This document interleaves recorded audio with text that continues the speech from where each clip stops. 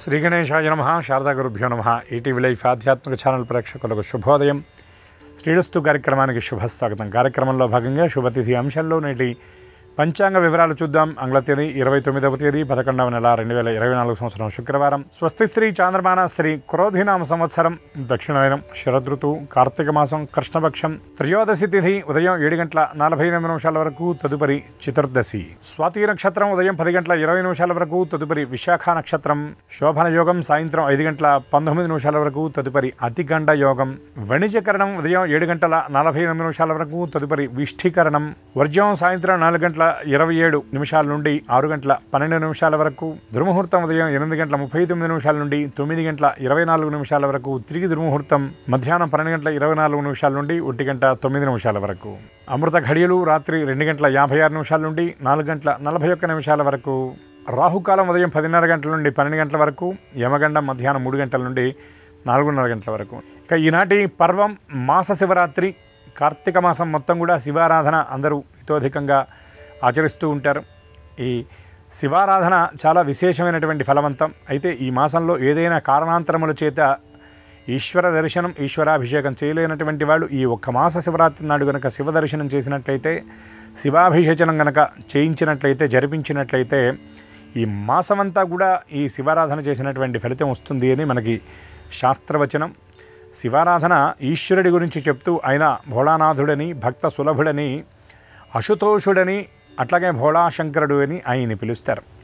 ఎందుకంటే ఆయనకి చేసేటటువంటి భక్తుడి యొక్క భక్తి ప్రధానం తప్ప ఇచ్చేటటువంటి ద్రవ్యంతో ఆయనకి సంబంధం లేదు. శివానంద లహరిలో శంకర భగవత్పాదుల వారు ఒక గొప్ప మాట చెప్తారు. మార్గావర్తిత పాదుకా పశుపతే అంగస్య కూర్చాయతే.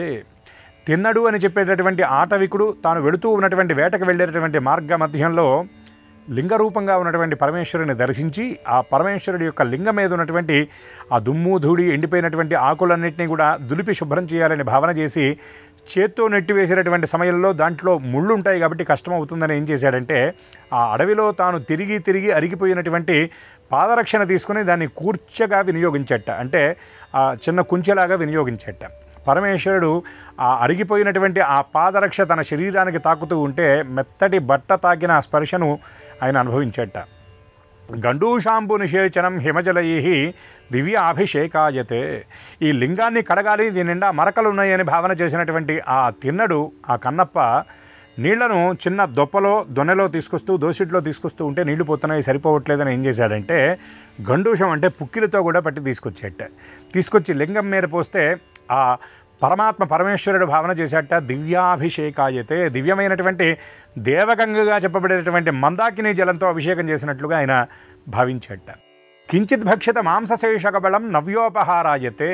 ఆయనకి నివేదన ఏం చేయాలి? అడవిలో ఉన్నటువంటి ఆటవికుడు కదండి, ఆయన వేటాడి తెచ్చినటువంటి మాంసాన్ని కాల్చి అది ఉడికిందా లేదా అని రుచి చూసి ఆయన పెడితే దాన్ని నవ్యోపభోగాయతే, దివ్యమైనటువంటి పలహారంగా పంచభక్ష పరమాన్నాలు నివేదించినట్టుగా ఆయన భావన చేశాట. భక్తి కిం నకరోతి అహో వనచరో భక్త అవతంసాయతే అంటారు శంకర భగవత్పాదుల వారు. అటువంటి వనచరుడు కూడా హృదయం నిండా భక్తితో ఆయనకు పూజ చేశాడు కాబట్టి ఆ భవుడు ప్రసన్నుడయ్యాడు.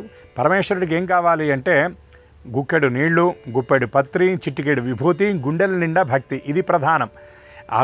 ఈ గుండెల నిండా భక్తి అనేది లేకుండా గంగాళాలతో నీళ్లు పోసినా, అట్లాగే కోటి బిల్వార్చన అని, లక్ష బిల్వార్చన అని భక్తి లేకుండా చేసినా, లేదా కిలోల కొద్దీ భస్మాన్ని ఆయన మీద గుమ్మరించినా ఆయన ప్రసన్నుడవడు. భక్తితో ఏ కొద్దిపాటి ద్రవ్యాన్ని ఆయన సమర్పించినా అనుగ్రహిస్తాడు, సమస్త శుభాలను ఆయన ప్రసాదిస్తాడు. ఎందుకంటే ఈశ్వరుడు ఐశ్వర్యాన్ని ఇస్తాడంటారు. ఎందుకంటే లక్ష్మీదేవికి ధనాన్ని ఇవ్వాలన్నా, ఆవిడ భక్తులకు ఇవ్వాలన్నా పరమేశ్వరుడే ఇస్తాడు. ధనాధిపతి అయినటువంటి కుబేరుడు కూడా పరమేశ్వరుడి దగ్గర ఎప్పుడు చేతులు కట్టుకొని నించొని ఉంటాడట. స్వామి, నీవు ఎప్పుడు ఎవరికి ఐశ్వర్యం ఇవ్వమంటావో చెప్పు, నేను వెంటనే ఇస్తాను అన్నట్లుగా. అటువంటి ఆ భవుడు, ఆ పరమేశ్వరుడి యొక్క దివ్యకృప పరిపూర్ణంగా ఉండాలంటే ఈ మాస శివరాత్రి నాడు ఇతోధికంగా శివారాధన చేయాలి. పరమేశ్వరుడి యొక్క దివ్య ఆరాధన ఇతోధికంగా అందరూ చేస్తారని, శివానుగ్రహానికి అందరూ కూడా పాత్రులవుతారని ఆశిస్తూ స్వస్తి సర్వేషాం.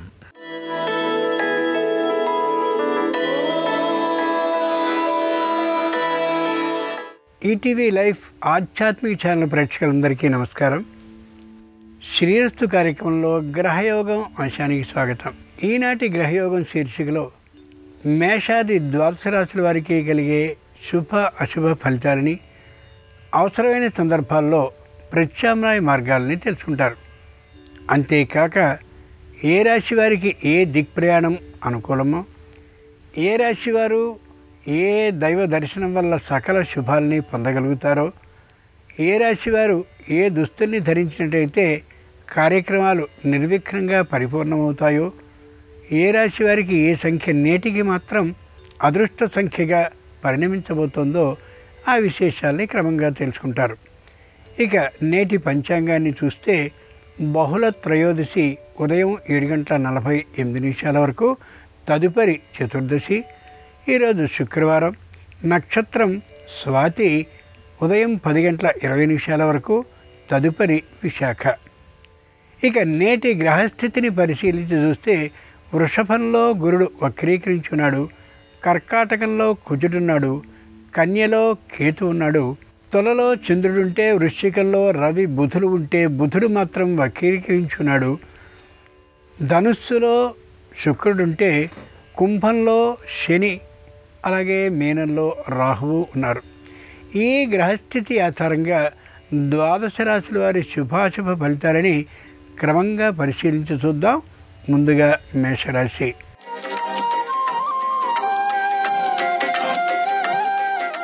ఈరోజు మేషరాశి వారు తమ పనుల కంటే ఇతరుల కార్యక్రమాలని చక్కబెట్టడానికి సమయాన్ని వ్యర్థం చేసుకునే అవకాశం బలంగా గోచరిస్తోంది. వచ్చినటువంటి బంధుమిత్రులతో ఆప్తులతో మాట్లాడుతూ మొత్తానికి తమ పనిని పూర్తి కాకుండా అనుకోకుండా చేసుకునేటువంటి విధానం గోచరిస్తోంది. అనవసరమైనటువంటి సలహాలని సూచనల్ని ఎందరెందరో ఇస్తూ ఉంటే ఎటూ తేల్చుకోలేనటువంటి పరిస్థితిలో ఉండే అవకాశం గోచరిస్తోంది. తాము స్వయంగా తమ నిర్ణయాన్ని ప్రకటించకుండా తాము అనుకున్నటువంటి నిర్ణయాన్ని మాత్రమే కొనసాగిస్తూ ఉండడం ఎంతైనా అవసరం. కార్తీక మాస శివరాత్రి సందర్భంగా మేషరాశి వారు ఈశ్వరునికి భస్మజలంతో అభిషేకం చేసినట్లయితే వివాదాలు పూర్తిగా తొలగిపోతాయి, అనుకూల ఫలితాలు లభిస్తాయి. తూర్పు దిక్ ప్రయాణం అనుకూలం, కలిసొచ్చే రంగు తెలుపు, అదృష్ట సంఖ్య 5.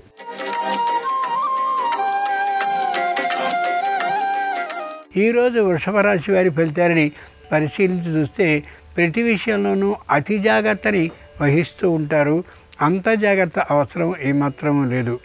ఆరోగ్యం విషయంలో చిన్న తేడా ఒకరికి కనిపిస్తే విశేషమైనటువంటి వైద్యశాలకు వెళ్ళాలనే ప్రయత్నాన్ని చేస్తారు. అంత అవసరం ఉండకపోవచ్చు. ధనాన్ని ఎక్కడో పెట్టుబడి పెట్టేటటువంటి సందర్భంలో ఎందరినో సంప్రదిస్తూ కనిపిస్తారు. అంతగా సంప్రదించవలసిన అవసరాలు ఏమాత్రం ఉండవు. వెండి బంగారాలని కొనాలనేటటువంటి ఆలోచనలో ఉంటారు. కానీ ధైర్యం చాలక పెట్టుబడి పెట్టేటువంటి అవకాశం ఉండదు. వెండి బంగారాలని తీసుకునే ఆలోచనకి రారు, జరిగే అవకాశం ఉండకపోవచ్చు. కార్తీక మాస శివరాత్రి సందర్భంగా వృషభ రాశి వారు కాశీ విశ్వేశ్వర స్వామికి కుంకుమ జలంతో అభిషేకించినట్లయితే కుటుంబంలో సమస్యలేమీ ఉండే అవకాశం ఉండదు. ఈశాన్య దిక్ ప్రయాణం అనుకూలం, కలిసొచ్చే రంగు ఎరుపు, అదృష్ట సంఖ్య 3.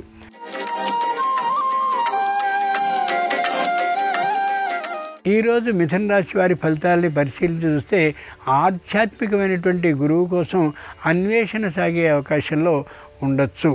పై అధికారులతో విరోధభావం ఏమాత్రమూ లేకుండా ఉంటారు. కానీ పని ఒత్తిడి అయినటువంటి కారణంగా మరొక చోట ఉద్యోగానికి వెళితే బాగుంటుందనే దురదృష్టకరమైనటువంటి ఆలోచన తప్పక మనసుకు వచ్చే అవకాశం గోచరిస్తోంది.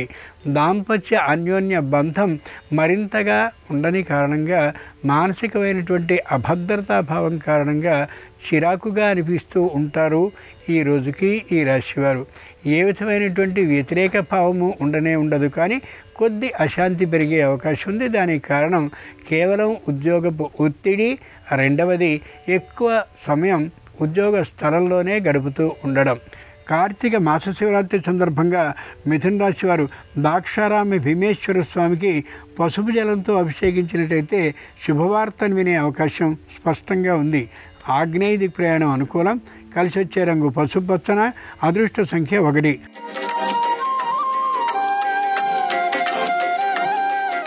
ఈరోజు కర్కాటక రాశి వారి ఫలితాలని పరిశీలించి చూస్తే ప్రతి విషయంలోనూ ధైర్యంగా ఉన్నట్లు ఉంటారు.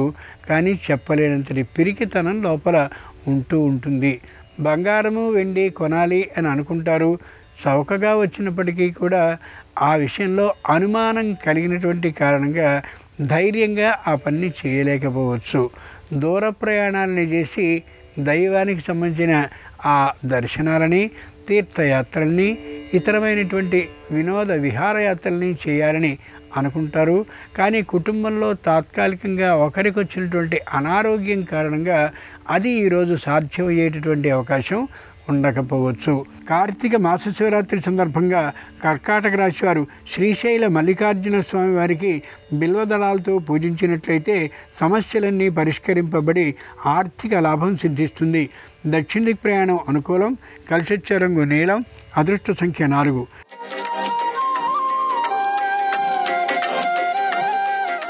ఈరోజు సింహరాశి వారి ఫలితాలని పరిశీలించి చూస్తే ఎక్కువ మందితో పరిచయాల్ని కలిగి ఉంటారు. నూతన పరిచయాలు లాభాన్ని కలిగించేవిగా వారు భావిస్తారు. కానీ నూతన పరిచయాల వల్ల ఆదాయం ఏమాత్రమూ లేనటువంటి కారణంగా వెనుక అడుగు వేస్తూ వారితో పరిచయాన్ని తగ్గించుకునేటటువంటి తీరులో ఆలోచన కలిగి ఉంటారు. ముఖ్యంగా దేవాలయాల్లో పనిచేస్తున్నటువంటి వారైనట్లయితే విశేష ఆదాయ లాభం కలిగే అవకాశం గోచరిస్తోంది. ఏ విధమైనటువంటి దూర ప్రయాణాలని చేయకపోవడం చాలా శ్రేయస్కరం. అనుకూలమైనటువంటి ఆలోచన మాత్రమే చేయడం మంచిది తప్ప ఎవరికో అన్యాయం జరగాలనే ఆలోచనతో విశేషమైనటువంటి వ్యతిరేక ప్రయత్నాన్ని కానీ ప్రారంభించినట్టయితే ఇటు ఆధ్యాత్మికంగా కానీ అటు లౌకికంగా కానీ తప్పక ఇబ్బందికి గురయ్యే అవకాశం బలంగా గోచరిస్తోంది. కార్తీక మాస శివరాత్రి సందర్భంగా సింహరాశి వారు శ్రీకాళహస్తీశ్వరుని శుద్ధ జలాలతో అభిషేకించినట్లయితే గ్రహదోషాలు తొలగిపోయే అవకాశం ఉంది. ఆరోగ్య లాభం అవుతుంది. నిర్ణీత దిక్ ప్రయాణం అనుకూలం. కలిసొచ్చే రంగు నలుపు. అదృష్ట సంఖ్య 6.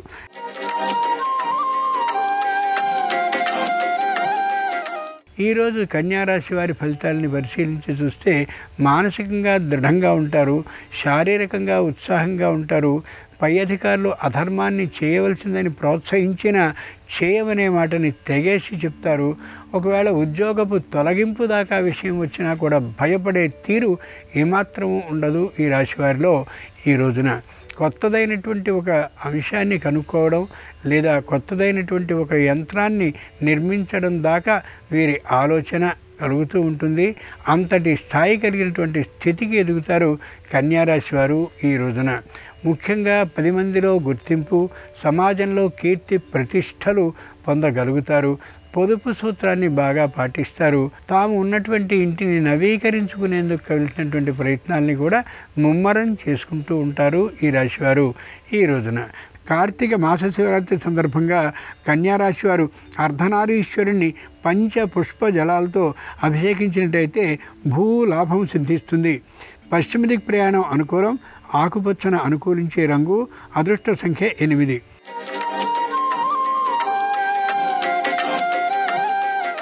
ఈరోజు తులారాశి వారి ఫలితాలని పరిశీలించి చూస్తే అంతకుముందు ఎప్పుడో న్యాయస్థానంలో వేసినటువంటి అభియోగాన్ని తిరిగి మళ్ళీ పరిష్కరించుకోవాలనే ఆలోచనతో మళ్ళీ ఎదుటివారి మీద న్యాయస్థానాన్ని ఆశ్రయిస్తారు. అది అంత మంచి పని ప్రస్తుతానికి కాకపోవచ్చు. కుటుంబంలో ఇంకా వివాహం కావాల్సినటువంటి వారికి వివాహాలు కానియకుండా చేయడానికి ఈ న్యాయస్థాన పరిష్కార ప్రయత్నాలు అడ్డుగా ఉండొచ్చు. ఆలోచించి మాత్రమే ఏ పనైనా చేయడం శ్రేయస్కరం.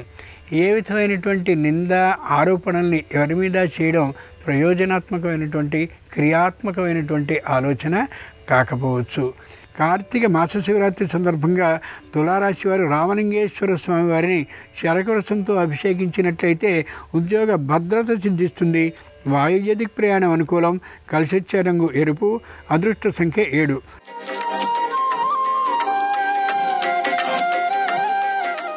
ఈరోజు వృశ్చిక రాశి వారి ఫలితాలని పరిశీలించి చూస్తే శారీరకంగా అనారోగ్యంతో ఉంటారు. కంఠానికి సంబంధించిన, కంటికి సంబంధించిన, అజీర్ణానికి సంబంధించిన అనారోగ్యంతో ఉంటారు. యవ్వనస్థులుగా ఉన్నటువంటి కారణంగా ఆ విశేషాలు వారికి తెలియకపోవచ్చు. కానీ ప్రస్తుతం ఉన్నటువంటిది అనారోగ్య దశలోనే అనే యథార్థాన్ని ఎప్పుడూ మర్చిపోనేమోకూడదు. ఏ విధమైనటువంటి కష్టం వచ్చినప్పటికీ కూడా తల్లిదండ్రులకి నివేదించుకోవడం, తెలియజేయడం అవసరం. అది ఏమాత్రం ఇష్టం లేకుండా ఉంటారు ఈ రాశివారు ఈ రోజున. ముఖ్యంగా తమ వద్ద పనిచేస్తున్నటువంటి కార్మికులని లేదా ఉద్యోగుల్ని నమ్మి వ్యవహారాన్ని చేస్తూ ఉంటారు. ఇబ్బందికి గురయ్యే అవకాశం మరింతగా ఉందనే విశేషాన్ని మర్చిపోకూడదు ఈ రాశివారు ఈ రోజున. కార్తీక మాస శివరాత్రి సందర్భంగా వృశ్చిక రాశి వారి కోటిలింగేశ్వర స్వామివారిని పంచామృత జలాలతో అభిషేకించినట్లయితే ఆకస్మిక ధన ప్రాప్తి అవుతుంది. ఉత్తర దిక్ ప్రయాణం అనుకూలం. కలిసి వచ్చే రంగు తెలుపు. అదృష్ట సంఖ్య 5.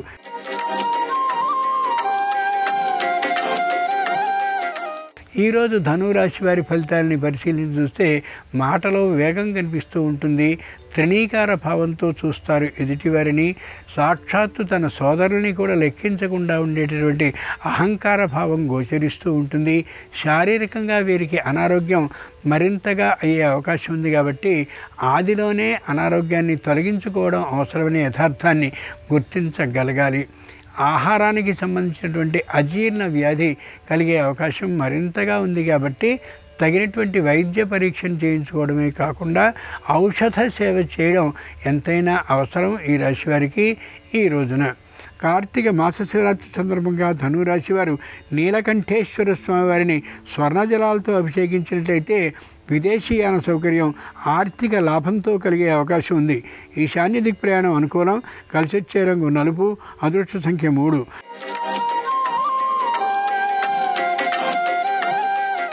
ఈరోజు మకర రాశి వారి ఫలితాలని పరిశీలించి చూస్తే అనుకున్నటువంటి ఆలోచనని అమలు చేసే ఆలోచనతో వారు ఉంటారు. ఆ అనుకున్నటువంటి ఆలోచన అనుకూలంగా ఉండేటటువంటి కారణంగా సంతానం కానీ కుటుంబ సభ్యులు కానీ వ్యతిరేకించే ఆలోచన ఏమాత్రము ఉండదు. ఏదో ఓ నిర్మాణాన్ని చేస్తూ ఉండేటటువంటి కారణంగా ఆ నిర్మాణానికి సొమ్ము తగ్గినటువంటి కారణంగా అనుకూలమైనటువంటి వారి దగ్గర రుణాన్ని చేసేటువంటి ఆలోచనలో ఉంటారు. రుణం పూర్తిగా లభించకపోయినప్పటికీ కూడా తప్పక కొంత ద్రవ్యం లభించే అవకాశం ఉంది. వివాహాది ప్రయత్నాలు కలిసి వచ్చే అవకాశం లేదు.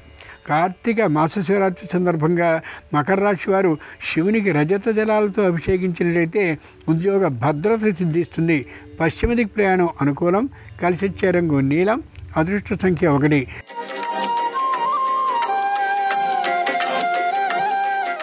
ఈరోజు కుంభరాశి వారి ఫలితాలని పరిశీలించి చూస్తే విద్యార్థులకి ఏ విధమైనటువంటి అనుకూల కళాశాల ప్రవేశాలు ఉండవు.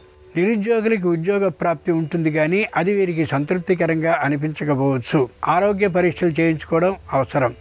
ప్రయాణాలని చేసేటటువంటి సందర్భంలో ఒంటరిగా ప్రయాణించినప్పటికీ కూడా ఏ విధమైన ఇబ్బందులు రావు. సకాల నిద్ర భోజనాలు చేయడం అత్యవసరం. ఏ విధమైనటువంటి వివాదాస్పద వ్యాఖ్యలు చేయకుండా ఉండడం మంచిది.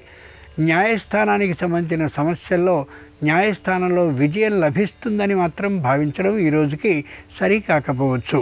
కార్తీక మాస శివరాత్రి సందర్భంగా కుంభరాశి వారు ఉమామహేశ్వర స్వామిని తామ్ర జలాలతో అభిషేకించినట్లయితే ఉద్యోగ ప్రాప్తి అవుతుంది.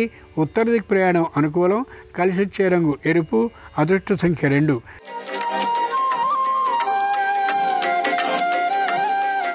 ఈరోజు మీనరాశి వారి ఫలితాలని పరిశీలించి చూస్తే వ్యాపారపరమైనటువంటి ఆదాయం చాలా తక్కువగా ఉంటుంది. వృత్తిపరమైనటువంటి ఆదాయం మధ్యమంగా ఉంటుంది. వచ్చిన సొమ్ము మొత్తం న్యాయస్థానంలో అభియోగం కోసమే ఖర్చు అయ్యేటటువంటి అవకాశం విశేషంగా గోచరిస్తోంది. తల్లిదండ్రుల ఆరోగ్యం మధ్యమంగా ఉండే విధానం గోచరిస్తోంది కాబట్టి చేతిలో పైకం ఉంచుకోవడం అత్యవసరం. ముఖ్యంగా సోదరులతో ఉండేటటువంటి సంబంధాలు మధ్యమంగా ఉంటాయి. అప్పచెల్లెళ్ళు అన్నదమ్ముల మధ్య ఉండే ఆ బంధాలు తెగిపోయేటటువంటి పరిస్థితి కాకుండా జాగ్రత్తగా ఉండేలా ప్రవర్తించడం ఎంతైనా అవసరం.